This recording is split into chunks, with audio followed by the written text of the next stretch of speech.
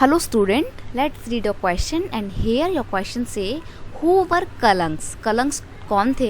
Mention any 4 characteristics of this community.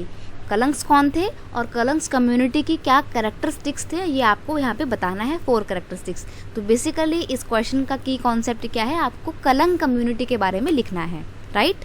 तो कलंग्स were आ, कलंग्स यहाँ पे ऐसा आ जाएगा, Kalangs were a community of skilled forest cutter and shifting cultivators of Java. जो कलंग्स थे वो कौन थे? ये स्किल्ड फॉरेस्ट कटर थे, बहुत अच्छे से फॉरेस्ट को काटने वाले लोग थे और ये शिफ्टिंग कल्टीवेशन किया करते थे। ये जावा में पाई जाने वाली एक कम्युनिटी थी।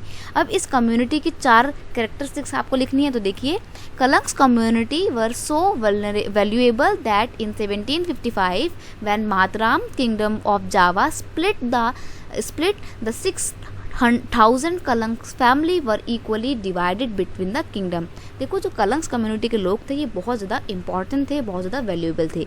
इतने ज़्यादा वैल्यूएबल थे कि जब 1755 में मातराम किंगडम का स्प्लिटमेंट हो रही थी, मतलब वो 2 इक्वल पार्ट्स में डिवाइड हो रहे थे मातराम किंगडम, तब उस किंगडम ने जो कलंग्स कम्युनिटी की फैमिली थी उनको भी इक्वली डिवाइड किया था। ये इतने ज़्यादा वैल्यूएबल थे, ठीक है। अब ये वैल्यूएबल क्यों थे? तो देखो, harvest of teak wood have been difficult without their expertise. यानी कि जो टीक के बड़े बड़े पेड़ लगाए जाते हैं जो कि कमर्शियली पर्पस से काफ़ी इंपॉर्टेंट पेड़ होते हैं। क्यों? क्योंकि टीक जो होता है उसकी लकड़ी बहुत ज़्यादा मजबूत होती है, इतनी मजबूत होती है कि टीक के पेड़ की लकड़ियाँ जो है वो ब्रिटिशर्स या डच के लोग या यूरोपियंस जो हैं बेसिकली वो बड़े बड़े अपने नेवी के जहाज़ वगैरह को, शिप को बनाने में इस्तेमाल करते थे।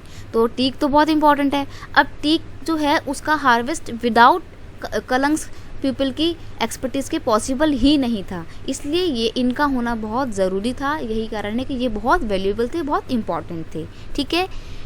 Even when Dutch gain control over forest they try to make the Kalangs work under them. देखो, ये इतने इंपॉर्टेंट थे। जब डच लोगों ने जावा के फॉरेस्ट में अपना कंट्रोल इस्टेब्लिश किया तो उन्होंने कलंग्स लोगों से बोला, उन्होंने कलंग्स लोगों को अपने अंडर में लेने की कोशिश करी ताकि वो उनको अपने अंडर में रख के काम करवा सकें, क्योंकि उन्हें पता था कि जब तक कलंग्स नहीं होंगे तब तक टीक की जो खेती है, टीक की जो हार्वेस्टिंग है वो पॉसिबल ही नहीं है, ठीक है। दे वर वेरी ब्रेव, वो लोग बहुत ज़्यादा ब्रेव भी थे। वो इतने ब्रेव थे कि 1770 में वो क्या करते हैं, वो एक अपराइजिंग को ऑर्गेनाइज करते हैं against the British government. British नहीं आएगा यहाँ पर आएगा डच गवर्नमेंट, ठीक है। डच गवर्नमेंट की अगेंस्ट में जो एक अपराइजिंग होती है उसको कौन ऑर्गेनाइज करता है? उसको यही कलंग्स कम्युनिटी के लोग ऑर्गेनाइज करते हैं। अब ये अपराइजिंग को क्यों ऑर्गेनाइज करते हैं?